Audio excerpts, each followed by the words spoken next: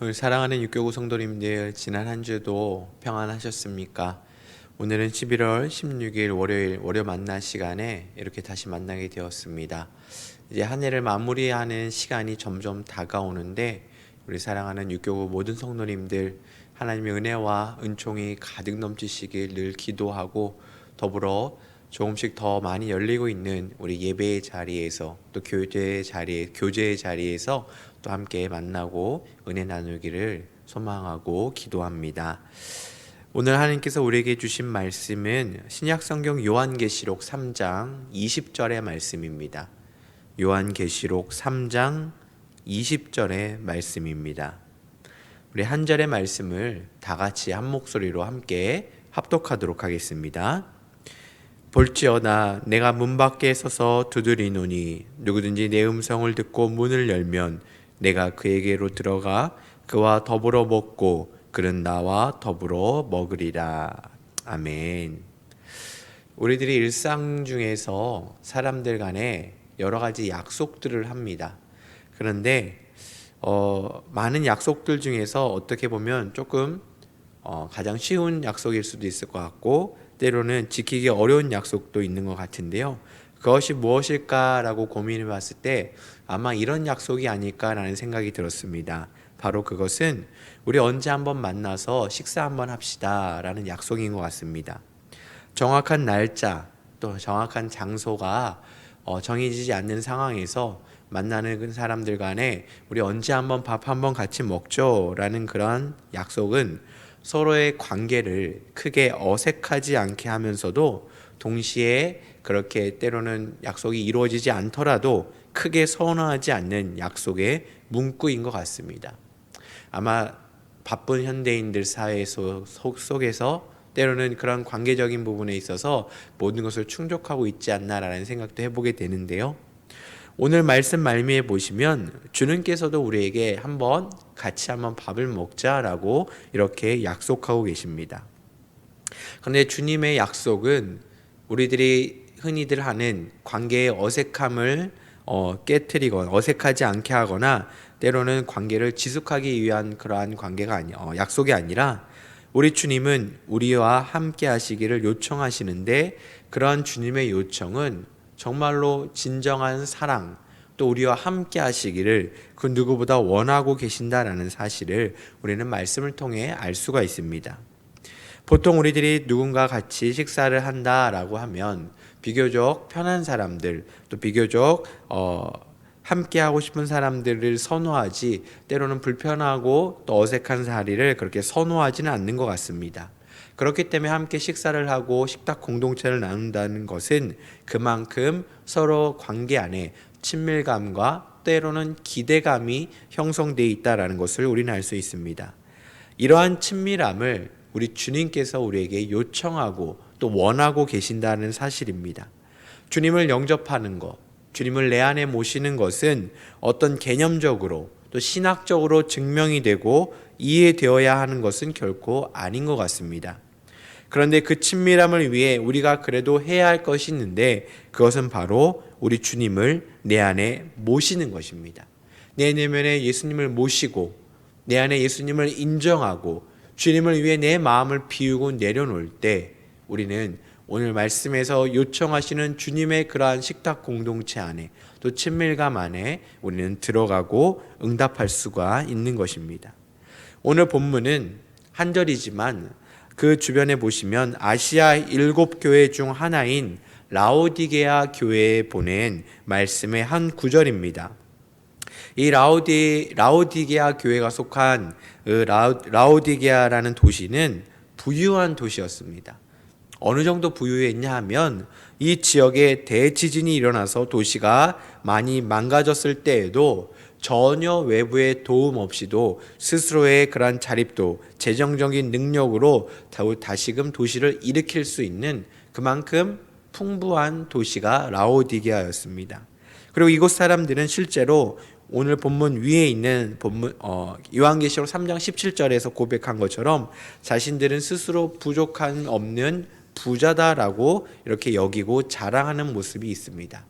그런데 이 교회는 이러한 외적인 풍요로움과 달리 예수님께, 우리 주님께 칭찬도 받지 못하고 책망만 받았던 교회가 바로 라오디게아 교회입니다. 이 교회의 교인들은 스스로 신앙생활을 잘 하는 줄 알았습니다. 모든 것이 풍족하고 모든 것이 원하는 대로 이루어지고 채워지는 모습 속에서 우리가 신앙생활을 잘하고 있구나 라고 여겼던 것 같습니다. 자신들이 자신들이 내려놓을 수 없는 외적인 풍요로움에 휩싸여 문 앞에 서서 계속 노크하고 계시는, 우리의 마음을 열기를 원하고 계시는 우리 주님을 바라보지 못했던 교회였습니다. 마음을 열고 주님과의 친밀함에 응답하지 못했던 그들의 모습, 어쩌면 이 시대를 살아가는 나의 모습은 아닌지 우리는 한번 돌아볼 수 있어야 될 것입니다. 사랑하는 육교구 성도님들, 우리 마음 안에 예수님께서 오셔서 나의 마음 안에 계신 주님과 친밀함을 누리고 계십니까? 주님과의 친밀함으로 날마다 행복하고 감사한 삶을 살고 계십니까? 감사의 계절, 여러 가지 조건에 충족되어 얻게 되는 행복과 감사가 물론 중요하겠지만 그것만이 아니라 주님과의 친밀함 속에서 이 땅에 우리를 하나님의 백성으로, 또 하나님의 성도로, 또 그리스도인으로서 그 존재하도록 해준 그 사실만으로도 우리의 삶은 참된 기쁨이 넘치는 삶이요, 행복과 감사가 넘치는 삶이 될 수밖에 없는 것입니다. 어느 목사님 부부의 이야기를 들어본 적이 있습니다. 이 목사님 부부가 셋째 아기를 낳게 되었는데 태어난 아기가 조금 장애가 있는 것을 알게 되었습니다.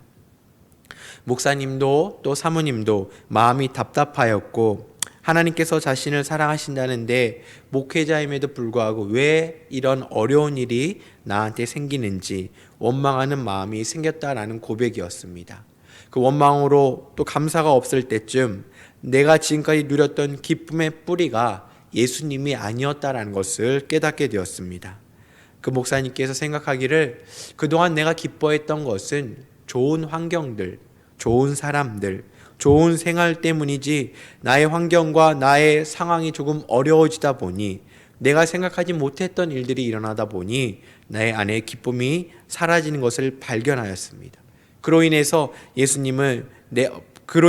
그 목사님은 내가 예수님 때문에 기뻐하는 사람이 아니었구나라는 것을 느끼게 되었습니다.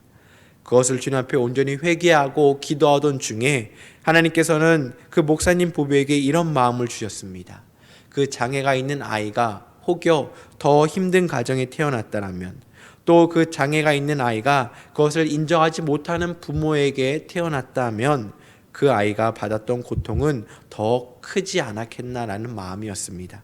그제서야 그 아이가 하나님께서 자신의 가정을 사랑하신다는 증거이고 그 무엇과도 바꿀 수 없는 선물이었다라는 것을 깨닫게 된 고백이었습니다.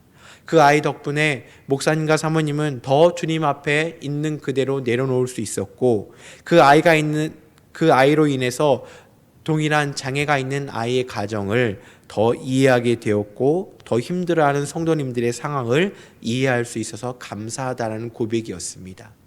또 시간이 지나서 어느 날 먼저 태어난 6살 난 딸에게 생일 선물을 사줬다라고 합니다.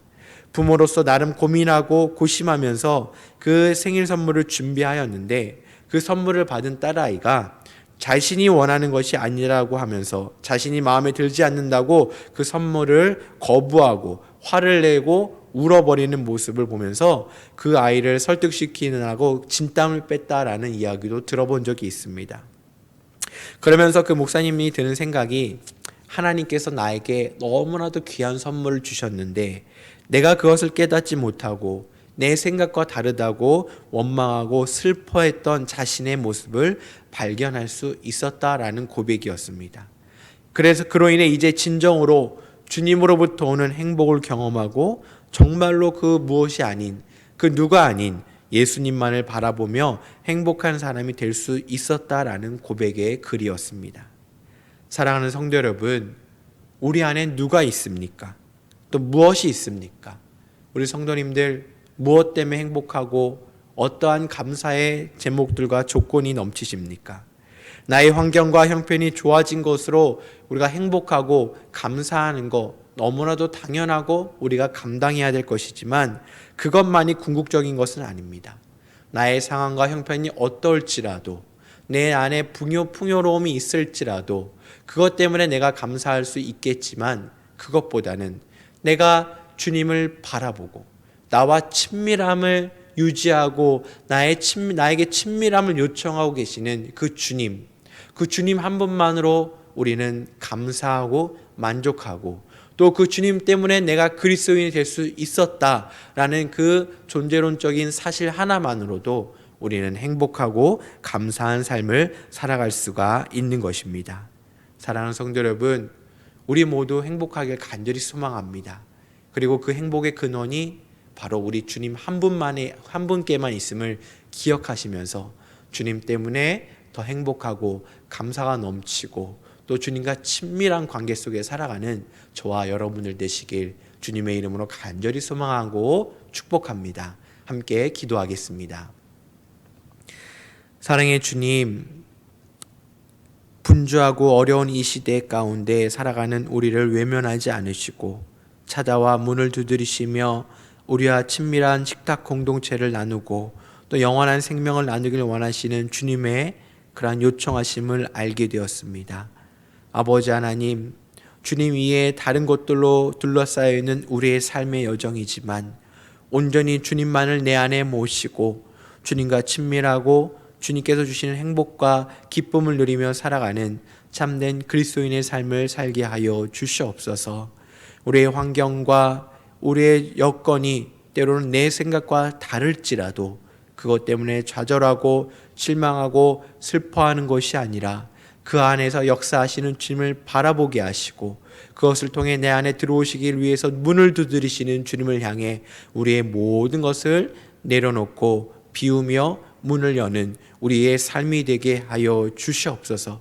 그로 인해서 늘 주님과 동행하는 기쁨을 누리길 원합니다. 하나님과 함께하는 기쁨을 누리길 원합니다. 주님과 함께 먹고 마시는 그 행복을 누리길 원합니다. 주여, 우리의 삶을 주관하여 주시고 내 안에 계신 주님만을 바라보게 하여 주시옵소서. 아버지 하나님, 무엇을 하든지 무엇을 먹든지 주님의 영광만을 위해 살게 하여 주시고 우리의 육신이 회복되어지는 것도 주님의 살아계심의 증거가 되는 놀라운 축복의 통로가 되게 하여 주시옵소서.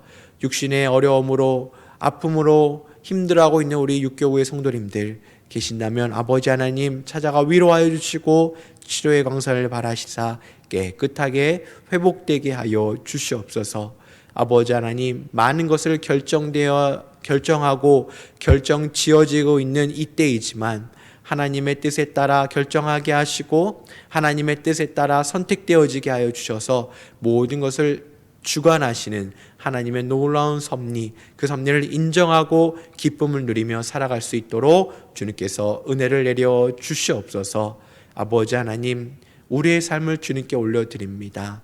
이번 한 주도 주님 때문에 행복한 삶을 살아가는 우리 육교구에 속한 모든 성도님들 될 수 있도록 도와주시옵소서. 모든 걸 주님께 감사드리며 이 모든 말씀 예수님의 이름으로 기도드립니다. 아멘.